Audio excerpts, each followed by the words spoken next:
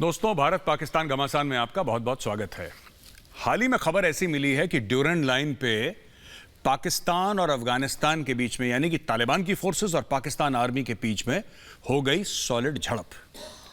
कुछ लोगों के मरने की भी खबर आ रही है, लेकिन उसका कंफर्मेशन हम अभी दे नहीं सकते। तालिबान का यह भी कहना है कि हमने कुछ जमीन घेर ली है पाकिस्तान की, लेकिन इसको भी कंफर्म करा जा रहा है। लेकिन एक बात तो सच है कि जो 1893 यानी 1893 में जो ड्यूरेंट लाइन बनाई गई, मोर्टाइमर ड्यूरेंट के द्वारा नक्शे में एक लकीर खींची गई, उसको कभी अफगानों ने नहीं माना, पश्तूनों ने खास तौर से उसको नहीं माना। चाहे वो मोहम्मद जाहिर शाह हो जो अफगानिस्तान के आखिरी बादशाह थे, या फिर नजीबुल्ला जो कि कठपुतली था यूएसएसआर का जिसको इंस्टॉल करा गया था, या फिर हामिद करजाई हो, या फिर अशरफ गनी हो, या फिर आज की तारीख में तालिबान। किसी ने बात नहीं मानी और कोई यह मानने को तैयार नहीं है कि ड्यूरेंट लाइन जो है वो असल में बॉर्डर है पाकिस्तान और अफगानिस्तान के बीच में। इनका यह कहना है कि अटक तक और मरगला हिल्स तक, मरगला हिल वो पहाड़ियां हैं जिसके ऊपर अगर दोस्तों आप खड़े होकर देखें तो नीचे आपको इस्लामाबाद दिखता है। वो कहते हैं वो सब एरिया पाकिस्तान के अवैध कब्जे में है, माफ कीजिएगा, और ये जो एरिया है वो अफगानिस्तान का है, ग्रेटर अफगानिस्तान का है। यही हमारा बहस का मौजू है। मैं आपको इंट्रोड्यूस करता हूं, आपका तारुफ करवाता हूं अपने मेहमानों से। पाकिस्तान का पक्ष रखने के लिए हमारे साथ हैं आरजू काज़मी जी। आरजू काज़मी जी, बहुत बहुत स्वागत है आपका। फखर यूसुफजई साहब, आपका बहुत बहुत स्वागत है, अगर आपको मेरी आवाज सुनाई दे रही है। पंडित जी नमस्कार, बहुत बहुत स्वागत है आपका। पंडित जी सुशील पंडित जी हमारे सामने हैं और कश्मीरी एक्टिविस्ट हैं। वैभव सिंह हमें थोड़ी देर में ज्वाइन करेंगे। तो सबसे पहले मैं जाता हूं फखर यूसुफजई साहब के साथ। फखर साहब, एक बात बताइए, यह मामला क्या है? जब भी आप देखें कोई भी अफगानिस्तान में, काबुल पे कोई भी बैठा हो, फखर यूसुफजई साहब आपको मेरी आवाज सुनाई दे रही है?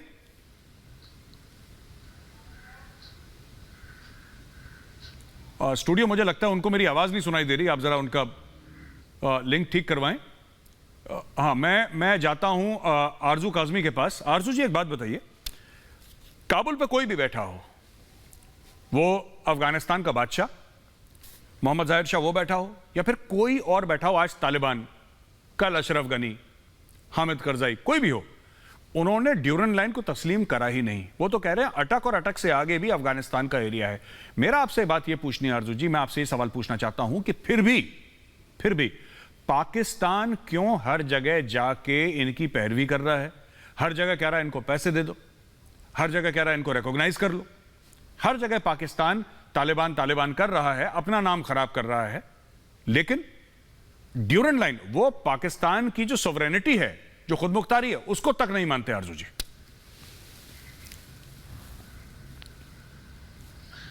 जी बिल्कुल, आप ठीक कह रहे हैं, लेकिन मेजर साहब हुआ ये है कि इन्होंने जब से तालिबान की गवर्नमेंट आने की कोशिशें की जा रही थी, बल्कि उसके पहले से पाकिस्तान ने हमेशा जो है तालिबान को सपोर्ट किया है, और ये कोई ढकी छुपी बात नहीं है। चाहे हमारे मिनिस्टर्स के स्टेटमेंट आप देख सकते हैं, शेख रशीद हो या इमरान खान हो, कोई भी हो, तो इसलिए अब इतने आगे ये लोग जा चुके हैं कि अब इनके लिए पीछे हटना मुमकिन नहीं हो रहा है। यहाँ तक कि तालिबान के जो स्पोक्स पर्सन है वो भी ये कह रहे हैं कि पाकिस्तान हमारे मामले में ना बोले।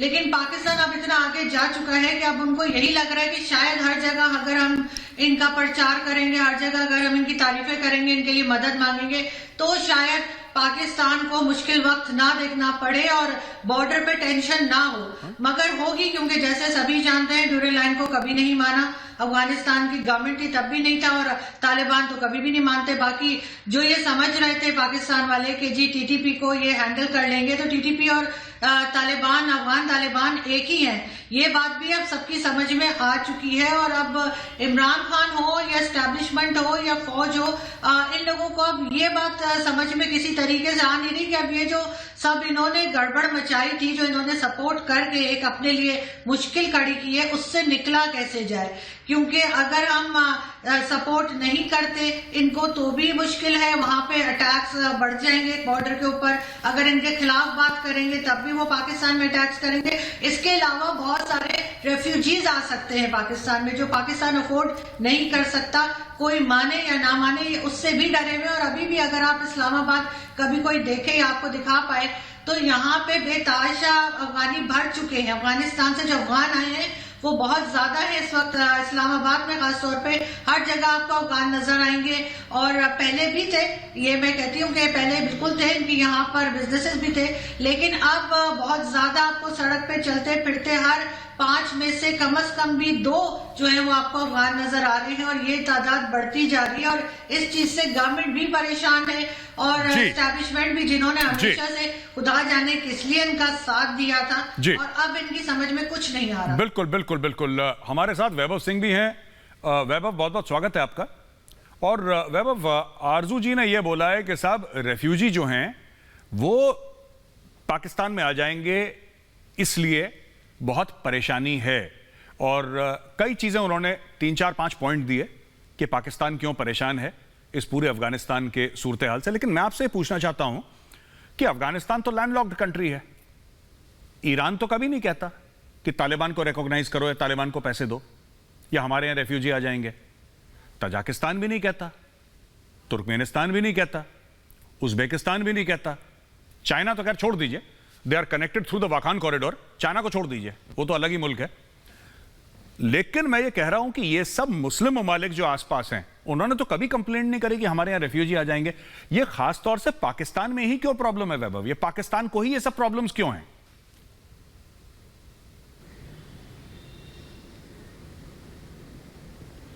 हेलो, देवेंद्र बोल रहा हूँ। हाँ सर, को ना ऑडियो नहीं आ रहा है। आई थिंक वैभव जी की भी लाइन मिल नहीं पा रही है। सुशील जी, आपने सुना मैंने क्या सवाल पूछा आपसे? वैभव से आपने सुना? सुशील जी, मैं चाहूंगा अगर आपने सुना है तो आप जवाब दे दीजिए सर प्लीज। जी, ये वजह साफ इसलिए है क्योंकि पश्तूनों को पता है कि पाकिस्तान में ही उनका गुजारा चलने वाला है और पाकिस्तान उनकी ज़मीन पे बैठा है। ये जो ज़मीन जिसकी बात कर रहे हैं कि वहाँ पठान नज़र आ रहे हैं, ये अफ़गानिस्तान की ज़मीन है। और आरजू काज़मी कहती हैं कि पता नहीं इस सूरत से कैसे निकला जाए। मेरी तजवीज़ ये है कि उन्हें सारे पश्तून इलाके सौंप दीजिए, इससे पहले कि वो आपको रावलपिंडी, लाहौर, सियालकोट में नज़र आए, कोयटा और कराची भी मांगने लगे। आप ड्यूरेंट लाइन ख़त्म कीजिए, उनको पख्तूनिस्तान दे दीजिए। मैं आपको बताना चाहूँगा मेजर आर्या, पाकिस्तान बनते ही सबसे पहला बड़ा मैसेकर पाकिस्तान की आर्मी ने अगर कहीं किया था तो वो इसी पख्तून इलाके में 4 सद्दा में किया था।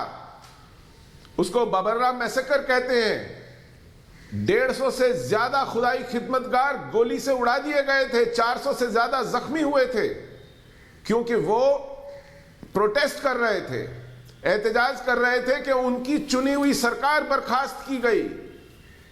ये खान अब्दुल गफ्फार खान और वली खान जिन्होंने अवामी नेशनल लीग बनाई, उन लोगों की सरकार बर्खास्त कर दी गई आते ही जिन्ना के इशारे पर। और सबसे बड़ा मैसेकर अपने ही शहरियों का, निहत्थे शहरियों का पाकिस्तान आर्मी ने किया था। अभी साल भर भी नहीं हुआ था पाकिस्तान बने हुए। तो इसकी पुरानी तारीख है। इससे पहले कि अफगानिस्तान आधा पाकिस्तान मांगने लगे और पख्तून आपको सारी जगह नजर आने लगे, पाकिस्तान को तजवीज़ यह है कि जैसे गोरबाचोव ने होश के नाखून किए थे और पूरा सेंट्रल रिपब्लिक्स आज़ाद कर दिए थे ताकि रूस बच सके, आप भी जो बचा खुचा है उसे बचाइए जी, बिल्कुल। और ये लैंड वापस दे दीजिए जी। यही वजह है कि पश्तून अपनी जगह वापस आते हैं, उन्हें मालूम है कि ये हमारी जमीन है। जी बिल्कुल। मैं जाता हूं फखर यूसुफजई के पास। फखर यूसुफजई साहब, आपको मेरी आवाज सुनाई दे रही है? जी, मुझे आवाज आपकी आ रही है। जी जी, शुक्रिया बहुत बहुत। सर फखर साहब, एक बात बताइए, ये आप भी पश्तून हैं और आप अभी इस्लामाबाद से लाइव हैं, वो अलग बात है, लेकिन यू आर पश्तून जैसा आपका नाम सजेस्ट करता है। आप एक बात बताइए, पश्तून ये नहीं मानते ड्यूरेंट लाइन, इसके पीछे कारण क्या है? मैं आपसे सुनना चाहता हूं। कारण तो मुझे भी पता है, लेकिन हमने इंटरनेट पर रिसर्च करी है। मैं एक एथनिक पश्तून से यह सुनना चाहता हूं कि कारण क्या है, पहले यह बताइए। और दूसरी चीज, ये बार बार ये किसी ने तो नहीं माना, ऐसा नहीं कि तालिबानी आंखें दिखा रहा है, ये तो अशरफ गनी ने भी नहीं माना, ये तो जाहिर शाह था बादशाह, उसने भी नहीं माना, ये तो माना ही किसी ने नहीं। पठान तो वैसे भी नहीं मानते ड्यूरेंट लाइन, वो कहते हैं ग्रेटर अफगानिस्तान की बात करते हैं। तो आप जरा इस पर रोशनी डालिए फखर यूसुफजई। सबसे पहले thank you very much major साहब, आपकी ये वाली बात कि पश्तून नहीं मानते, ये आपकी बात बिल्कुल दुरुस्त है। और उसकी जो मेन वजह मैं आपको बता दूं, अगर हम इस बॉर्डर की बात कर ले तो इस बॉर्डर के दोनों पार जो रहने वाले लोग हैं, वो पाकिस्तान वाली साइड पे रहने वाले लोग हो या अफगानिस्तान के साइड पे रहने वाले लोग हों, दोनों साइडों पे पश्तून रहते हैं। आपस में उनकी रिश्तेदारियां हैं, आना जाना है, कारोबार है, बहुत सारी चीजें। और अब से नहीं है, शायद उसको सैकड़ों साल हुए हैं, 100 ऑफ ईयर से ये चीज चल रही है।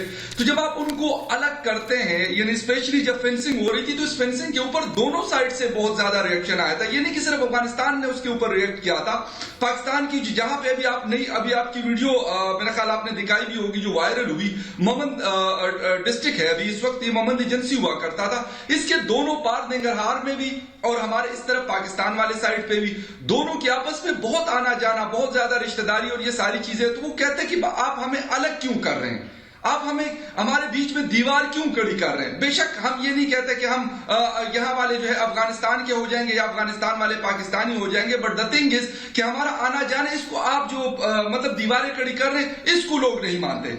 अवामी नेशनल पार्टी जो खान अब्दुल गफ्फार खान साहब की पार्टी है, अभी असफंदियार वली साहब चला रहे हैं, वो इस चीज के ऊपर उनका अपना एक स्टांस मौजूद है। हमारे यहां बलूचिस्तान की जो पार्टी है, पुख्तून मिली अवामी पार्टी, महमूद खान साहब की, उनका एक स्टांस मौजूद है। और आपने बात की कि अशरफ गनी साहब की आप बात कर लें, हामिद करजई साहब की आप बात कर लें, या अभी जो 2 दिन पहले तालिबान के स्पोक्स पर्सन का एक स्टेटमेंट आया है, और उसने क्या बात की ज़बीहुल्लाह मुजाहिद ने, उन्होंने कहा था कि अफगान अवाम इस चीज के ऊपर नाराज है हमसे, और वो नाराज होते हैं तो उनको हम इस चीज पे नाराज नहीं कर सकते कि ड्यूरेंट वाला जो मसला है इसको हम कह दें कि नहीं जी ये है ही नहीं, हम इसको इसी तरीके से मान ले, जब फेंसिंग पाकिस्तान ने करनी है तो पाकिस्तान फेंसिंग कर ले। तो इसके ऊपर उन्होंने बड़ा क्लियर कट मतलब अपना जो पॉइंट ऑफ व्यू है वो दिया है। चूंकि पाकिस्तान की तरफ से कोई क्लियर बात नहीं आई अभी तक, 3-4 दिन इस वाकये को हो गए, बीच में से शेलिंग भी हुई और साथ में जो है वो बाढ़ वाला जो फेंसिंग वाला मसला था वो भी हुआ, लेकिन इसके बावजूद भी अभी तक पाकिस्तान की तरफ से कोई क्लियर बात नहीं सामने आई। लेकिन Afghan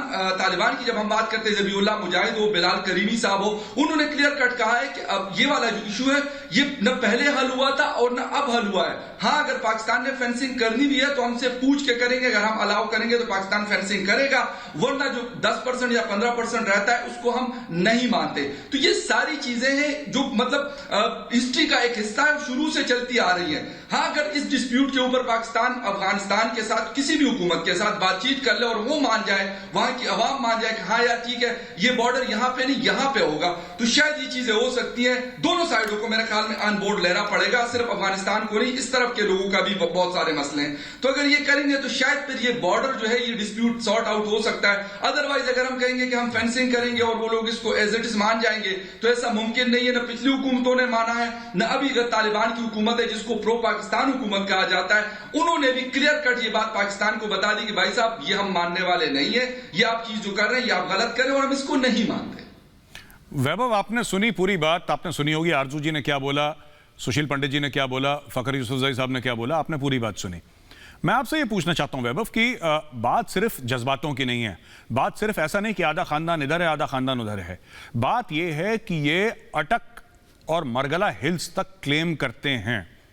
this is also a political fight, it's not just an emotional fight, यह पॉलिटिकल फाइट भी है, जमीन के लिए भी लड़ाई है। और यह तहरीक तालिबान पाकिस्तान जो कि अफगान तालिबान का, अब ये पाकिस्तानी फौज ने भी माना है कि अफगान तालिबान का, there two sides to the same coin, जिसको कहते हैं two sides of the same coin है ये। तहरीक तालिबान पाकिस्तान ले लीजिए, अफगान तालिबान ले लीजिए, दोनों एक ही हैं, सिक्के के दो पहलू हैं। तो ये भी वही बात कर रहे हैं, दो तहरीक तालिबान पाकिस्तान एक अलग फ्लेवर से बात करती है, उनका थोड़ा सा शरिया वाला मामला है, खुद मुख्तारी बिलोंग्स टू अल्लाह अलोन वाला मामला है उनका, कि खुद मुख्तारी सिर्फ अल्लाह की है, sovereignty belongs to Allah alone, और पाकिस्तान के आइन का मामला है, अफगानिस्तान का यह मामला नहीं है जो अफगान तालिबान का। लेकिन इन दी एंड ये तो है तो पॉलिटिकल स्ट्रगल वैभव, बात तो पॉलिटिक्स की है, बात तो जमीन की है।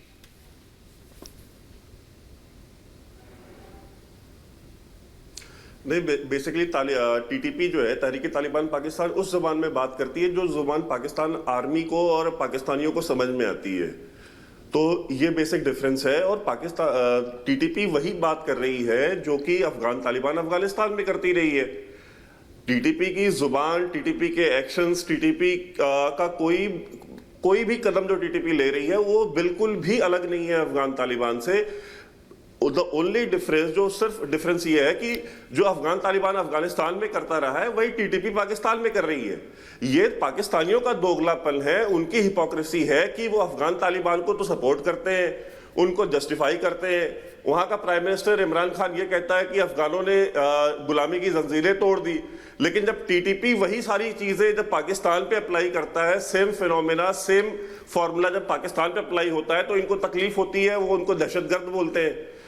एनीवेज, जहां तक बात है कि आपने अभी पीछे ये कहा कि ये बात अशरफ गनी ने नहीं मानी या जाहिर शाह ने नहीं मानी, देखिए ये बात तो मुल्ला उमर ने भी नहीं मानी थी। जब मुल्ला उमर अफगानिस्तान का अमीर था तो आईएसआई वाले मुल्ला उमर के पास गए और आईएसआई के सीनियर तरीन ऑफिसर्स गए और पूरा बैच गया और मुल्ला उमर ने उन्हें गालियां देकर के भगाया था अपने यहां से, जब उन्होंने ये कहा था कि आप ड्यूरेंट लाइन को एक्सेप्ट कर लो। तो आईएसआई के सीनियर तरीन ऑफिसर्स को भी मुल्ला उमर ने कहा कि तुम्हें शर्म नहीं आती ये बात बोलते हुए? तुम ये कहते हो कि मैं दो भाइयों के बीच में बनी हुई दीवार को एक्सेप्ट कर लूं? ये पश्तून ना सिर्फ पश्तून वली के खिलाफ है, ये इस्लाम के खिलाफ है और ये हर तरीके से एक इनह्यूमन एक्शन होगा अगर हम इसको करते हैं तो ऐसा नहीं है कि ये कोई पहली बार हुआ है। और अटक तक अगर वो क्लेम करते हैं तो क्या गलत क्लेम करते हैं, सही क्लेम करते हैं। ये तो ह्यूमन राइट्स के चैंपियन है, इन्हें तो कश्मीरियों की भी फिक्र है, इन्हें तो म्यांमार में रोहिंग्यास की भी फिक्र है, तो आपको पश्तूनों की फिक्र क्यों नहीं है? दो चार जो सरकारी पश्तून रखे हैं इन्होंने इस्लामाबाद में और पिंडी के आसपास, जिनमें से एक को इन्होंने वजीर आजम बनाया हुआ है, इन सरकारी पश्तूनों को हटा दीजिए तो बाकी के जो पश्तून हैं जो कि एक्चुअली में खैबर पख्तूनख्वा में रहते, आप उनकी बात सुनिए जा करके। वो तो ये कहते हैं कि भाई हम तो ठीक है, हमारी टेरिटरी है, हिस्टोरिकली इनकी टेरिटरी रही हुई है। तो आप ह्यूमन राइट्स के, आप इंसानियत के, आप इस्लाम के, आप हर चीज के चैंपियन हैं, आप क्यों नहीं उनका हक देते उनको? जी ठीक है वैभव, आपकी बात सुन ली, thank you very much for your comments. मैं आरजू काज़मी जी के पास आता हूं। आरजू जी एक बात बताइए, आपके आर्मी चीफ ने भी यही बात बोली कि हां ये एक सिक्के के दो पहलू हैं। मैं टीटीपी और अफगान तालिबान की बात कर रहा हूं। अफगान तालिबान ओपनली कंडेम भी नहीं कर रहा, टीटीपी को कंडेम भी नहीं कर रहा। अफगान तालिबान उनके खिलाफ एक्शन भी नहीं ले रहा, ठीक है जी। टीटीपी आपके फौजियों पर अटैक कर रहे हैं, कल ही एक अटैक हुआ था, राइट, और हर रोज अटैक हो रहा है। मैं आपसे यह पूछना चाहता हूं आरजू जी कि फिर भी इमरान खान ये भौंपू लेकर 24/7 ये क्या इश्क है, क्या मोहब्बत है इनको तालिबान से कि इनके गले के नीचे खाना नहीं जाता बिना तालिबान तालिबान करे हुए, जबकि वो तालिबान वाले और उनके एसोसिएट्स दिन रात अटैक कर रहे हैं आपके ऊपर और आपकी खुदमुख्तारी को वो लोग मानते ही नहीं है। वो कहते हैं पाकिस्तान की जो जमीन है, जो उसकी ज्योग्राफिकल हुदूद है, हम उसको मानते ही नहीं। आरजू जी। जी बिल्कुल, असल में इमरान खान साहब के पास कोई और चॉइस नहीं है कि सिवाय इसके कि वो बार बार अफगानिस्तान की बात करें और तालिबान की बात करें, उनके लिए फंड्स मांगे या उनके लिए मदद के लिए कहें दुनिया को, क्योंकि जाहिर है आप सब जानते ही हैं कि यहाँ से सपोर्ट किया गया था तालिबान की गवर्नमेंट को और ये भी कहा था कि जी गुलामी की जंजीरें टूट गई और कई इस तरह की बातें की थी। साथ साथ मुल्क के अंदर जिस तरह से इमरान खान साहब जब आए थे इलेक्शंस के बाद, तो जो कुछ लोगों ने उम्मीदें लगा रखी थी उनसे, वो कोई एक चीज के ऊपर भी पूरे नहीं उतरे और लोग इस वजह से काफी अपसेट है, चाहे वो लोगों की जॉब्स हो, चाहे लोगों के हमारी इकोनॉमी हो, कोई चीज भी हो वो नहीं संभाल पाए। अब उसकी कोई भी रीजन हो सकता है, उनका तजुर्बा नहीं था या वो कर नहीं पाए, लेकिन अब वहां से अटेंशन डाइवर्ट तो करनी ही है और अटेंशन डाइवर्ट करने के लिए गवर्नमेंट के पास इसी तरह के कुछ हरबे होते हैं कि जिसमें वो कभी अफगानिस्तान का नाम लेंगे, कभी फलस्तीन की बात करेंगे, कभी कश्मीर की बात करेंगे। तो ऐसे ही करके उनका कोई तकरीबन 1-1.5 साल और रह गया है, वो करके और इमरान खान साहब यहाँ से निकल जाएंगे। उसके बाद जो भी गवर्नमेंट अगली आएगी वो भुगतती रहेगी जो कुछ हो रहा है। लेकिन जो गलती इनसे हो गई है कि इन्होंने जाकर ना सिर्फ इनसे ये तो सामने होते हैं इमरान खान साहब, लेकिन असल में तो हमारी स्टैब्लिशमेंट और फौज ने सपोर्ट किया है कि जी तालिबान आ गए तो बड़े मिठाइयां बटी और बड़े ढोल बजाए गए। तो अब हमें ये कि हम वही जैसे मैंने पहले कहा था कि अब जो प्रॉब्लम हमारे गले पड़ रही है वो हमसे संभाली नहीं जा रही, क्योंकि सबसे पहले हमारा ही बॉर्डर लगता है और हम ही उनके मामे चाचे बने। तो जाहिर है अगर अफगान रिफ्यूजीज आएंगे तो वो सबसे पहले पाकिस्तान में ही आएंगे और कहीं नहीं आएंगे। इसलिए रेफ्यूजीज का भी प्रॉब्लम सिर्फ हमको ही है और किसी को नहीं है। जी इसके पहले कि मैं सुशील भाई के पास जाऊं, वैभव सिंह कुछ कहना चाहते हैं। वैभव 30 सेकंड्स, फिर मैं सुशील भाई के पास जा रहा हूं। मेजर साहब, मैं तो सदके जाऊं आपकी मासूमियत के कि आप ये सोच रहे हैं कि मतलब आप ये पूछ रहे हैं कि भाई इमरान खान साहब जो है वो एक्शन क्यों नहीं लेते, टीटीपी इनके बंदे मार रहे हैं। दो बातें मैं करना चाहता हूं। देखिए, आपको भी पता है कि लड़ने के लिए कोई भी जंग किसी भी टेररिस्ट ग्रुप से या किसी भी मुल्क से पैसे चाहिए होते हैं। इन गरीबों के पास पैसे है कहाँ पे? ये कर्जे पे तो मुल्क चल रहा है इनका, कभी सऊदी से, कभी चाइना से, कभी अमेरिका से। आप ज़कात पे मुल्क चला रहे हैं बड़ी मुश्किल से, आप जंग कहाँ से लड़ेंगे? पहली चीज।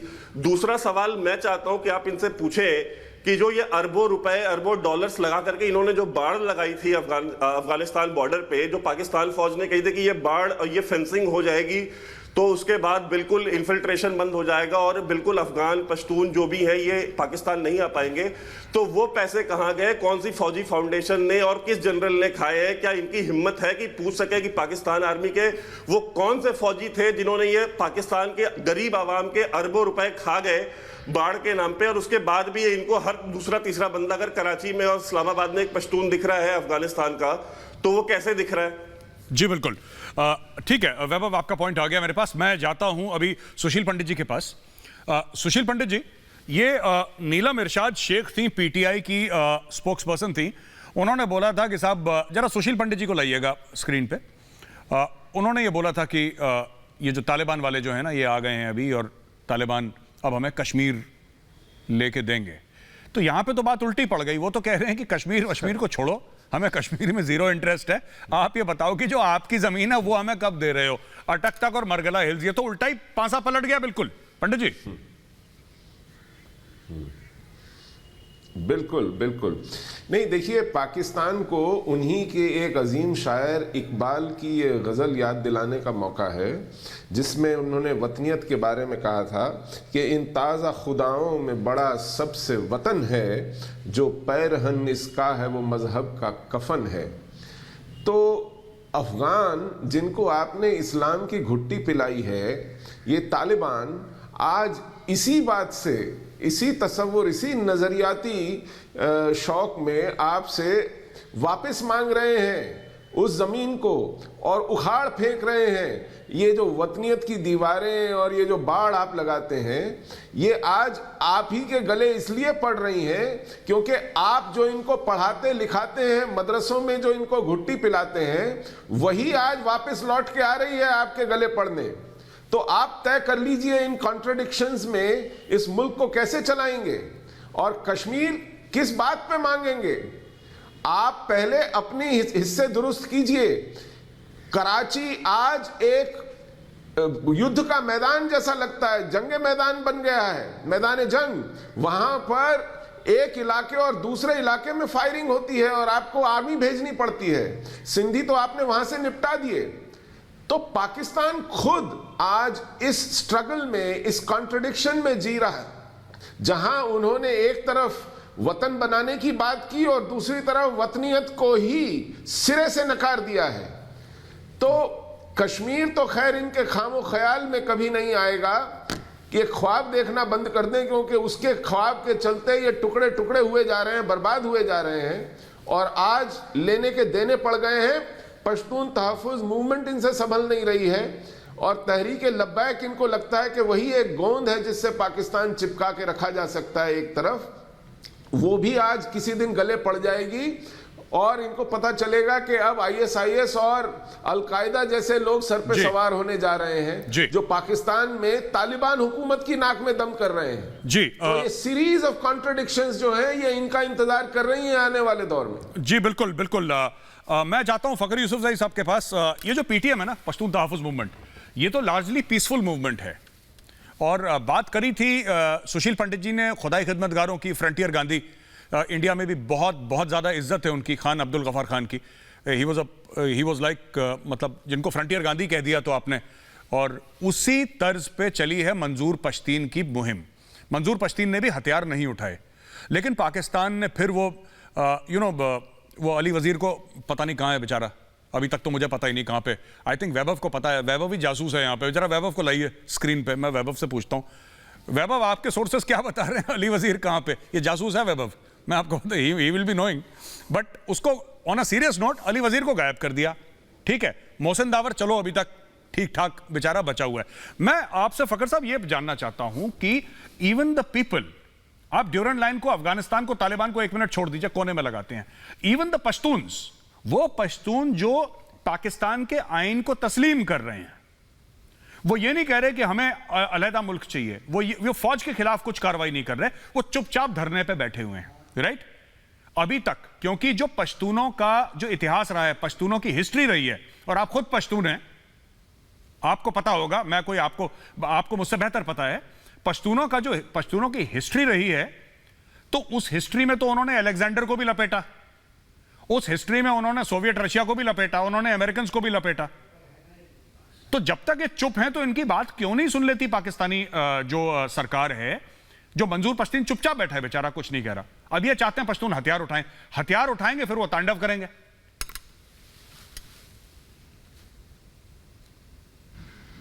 बिल्कुल मेजर साहब, आपकी ये बात इस तरह सही है कि अभी जब टीएलपी वाले बैठे हुए थे तकरीबन अक्टूबर में, तो उस वक्त भी मंजूर पश्तीन, मोहसिन दावड़ और अली वजीर साहब बेचारे तो कराची के जेल में 1.5 साल से उनको डाला हुआ है, उनकी तारीख भी नहीं निकलती और मतलब बेल नहीं हो रही उस आदमी की, प्रोडक्शन ऑर्डर जारी नहीं होते उसके नेशनल असेंबली से कि उसको असेंबली के इजलास में लाया जाए। तो उस वक्त मंजूर पश्तीन और मोहसिन दावड़ ने कहा कि जो जत्ते सड़कों को बंद करते हैं, पुलिस वालों को मारते हैं, तो कहते हैं कि उसके लिए मुज़ाकरात के लिए बाजवा साहब खुद आते हैं, इमरान खान साहब खुद इंटरेस्ट लेते हैं, लेकिन हम कहते हैं कि हम वायलेंस नहीं करते, तो हमें कोई मतलब लिफ्ट ही नहीं है, हमारे उससे गलत फायदा उठाया जा रहा है। तो ये बात उन्होंने कही है, कहते इसका मतलब है कि हम भी मोटरवेज को बंद कर लें, हाईवेज को बंद कर लें, शहरों को बंद कर लें, तो फिर कहते हैं कि हमारी बात सुनी जाएगी और हमें जो है मतलब जिसे कहते हैं वैल्यू दी जाएगी। अफसोस के साथ कि पीटीएम जिस मकसद के ऊपर बनी थी, उस आदमी आज भी वो एसएसपी आज भी राव जो है, अनवर राव आज भी फिर रहा है, जिसने 450 लोगों को मारा, जिसमें हमारे जो मसूद थे वजीरिस्तान के, उनके फादर मर गए, बाकी फैमिली उनकी मर गई, लेकिन आज तक राव जो है वो लाडला, सबका लाडला, वो आज भी फिर रहा है। मोहसिन दावड़ जेल गए, अली वजीर जेल गए, पीटीएम के जो वो है मंजूर पश्तीन साहब है, उसको किस किस तरीके से कभी आप बलूचिस्तान में बैन करते, कभी क्या करते हैं, लेकिन राव को आपने कुछ नहीं कहना, क्योंकि वो आपका लाडला, आप मारते रहे भाई, आपको एक मतलब लाइसेंस टू किल आपको मिला हुआ है कि अगर 400 लोगों को मार दिया तो क्या हुआ। आपने खड़ कमर का वाकया आपको याद होगा 2018 में, उसके अंदर तकरीबन 22 लोगों की जाने स्ट्रेट फायर हुआ, किसी के पास एक नॉर्मल चीज है कि घरों में पड़ा होता है, किसी के घर में किसी के हाथ में पिस्टल तक नहीं था, उसके ऊपर आपने स्ट्रेट फायर किया, किसी ने नहीं पूछा कि भाई वो क्यों 22 लोग मरे, उनकी जिंदगी क्यों गई खड़कमर वाकये में, किसी ने उसके ऊपर कोई इन्वेस्टिगेशन नहीं की। इस तरीके से और बहुत सारी जगहों पर इस तरह के वाकयात हुए, और आपने क्या कहा जी, ये तो हिंदुस्तान से पैसे लेते हैं, हिंदुस्तान का एजेंट है, ये रॉ से पैसे लेते हैं, रॉ का एजेंट है। कभी अफगानिस्तान का आप उसको एजेंट बना देते हैं, जब अशरफ गनी साहब की हुकूमत हुआ करती थी। मतलब कब तक ये झूठ बोलते रहेंगे आप आवाम से और हम लोगों से कि भाई आप जो है मैं फ्ला का एजेंट हूं तो मैं फ्ला का एजेंट हूं, अगर मैं अपने राइट के लिए बात करता हूं तो मैं एजेंट हो गया, मैं गद्दार हो गया, मेरे ऊपर आप जो इस किस्म की कोई एलिगेशन लगा दो। मतलब ये कि 1947 से लेकर 2021 तक मेजर साहब हम लोगों की ये हिस्ट्री रही है थ्रू आउट, ये 75 ईयर्स में बांग्लादेश का वाकया हुआ हो, बलूचिस्तान के अंदर मुख्तलिफ किस्म के ऑपरेशन हुए हो, मुफ्ती साहब की जो बेचारे की शहादत है वो हुई हो, या कुछ और वाकये हुए। मसला ये कि जो पावर हाउस है हमारा पिंडी वाला, उसको उन्होंने कहा कि सर आपने अगर कुछ कर दिया तो ये मुल्क है ही आपके लिए, हम है ही आपकी खिदमत गुजार, हम आपकी खिदमत करते रहेंगे, हमने और करना भी क्या है, हम आपकी खिदमत में सरबजूद होंगे, आप जो कहेंगे हम उसको यस कहेंगे। मसला ये है कि अगर आप उस वक्त इन लोगों को पूछते कि भाई आपने ये चीजें की क्यों, आप इनको अकाउंटेबल ठहराते, तो शायद ये वाले जो आके आज हम पीटीएम के ऊपर बात कर रहे हैं या बाकी लोगों के ऊपर बात कर रहे हैं तो ये ना होता। और लास्ट खत्म करूंगा, मजहब कार्ड को आप जिस तरह इस्तेमाल करने देते हैं, इवन एक इमरान खान साहब अपने लिए भी इस्तेमाल करते हैं और दूसरों के खिलाफ भी मजहब कार्ड को इस्तेमाल करते हैं, और उससे बेड़ा किसका गर्क हो रहा है। जो 22 करोड़ अवाम में जलील उसने होना, न इमरान खान ने होना, न किसी और बड़े ने होना चाहिए 22 करोड़ अवाम ने, और वो भुगत रही है और मेरा ख्याल भुगतती रही। जी वैभव, बड़ी इंटरेस्टिंग बात करी फखर यूसुफ ज़ई। मैं आपसे पूछता हूं, तहरीक लबैक की बात हुई, साद रिजवी को भी गवर्नर हाउस में रखा, उन्होंने 7 स्टार ट्रीटमेंट दी, रोज टिक्के शिक्के खा रहा था, कड़ाई खा रहा था, मौज मस्ती में था बिल्कुल साद रिजवी, और उसके फादर को भी he was treated with kid gloves ना। जो बड़े रिजवी साहब थे उनको भी काफी ढंग से उन्होंने ट्रीट करा। मैं आपसे पूछ रहा हूं कि जो बंदा सड़क पे आ जाए पाकिस्तान में, जो वायलेंस कर दे, जो पुलिस वालों के खिलाफ AK-47 खोल दे, जो पूरे शहर के शहर तबाह कर दे, और 2-3 बार कर चुके हैं ये लोग, और साद रिजवी के अंडर ही, साद रिजवी की बात कर रहा हूं मैं, उनके अब्बू की बात नहीं कर रहा, मैं साद रिजवी की बात कर रहा हूं। इनसे तो पाकिस्तानी जो हैं गवर्नमेंट वो कॉम्प्रोमाइज करने को तैयार है।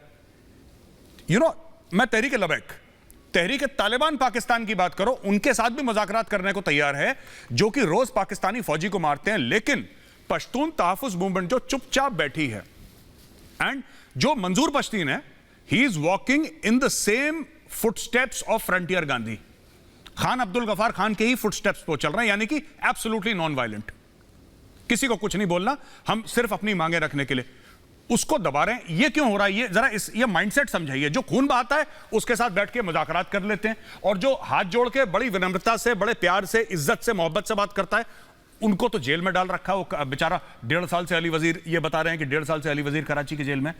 क्या बात है वैभव? देखिए, मैंने जो पिछली अपने जवाब में जो बात कही थी, मैं उसको फिर रिपीट करता हूं कि टीटीपी उस जुबान में बात करती है जो जुबान पाकिस्तान आर्मी को और पाकिस्तानियों को समझ में आती है। अल्ताफ हुसैन की जुबान इनको नहीं समझ में आती, बिकॉज वो एक डेमोक्रेटिक लीडर है। इनको पीटीएम की बात नहीं समझ में आती, बिकॉज वो पाकिस्तान के आइन, कॉन्स्टिट्यूशन में रह करके बात करते हैं।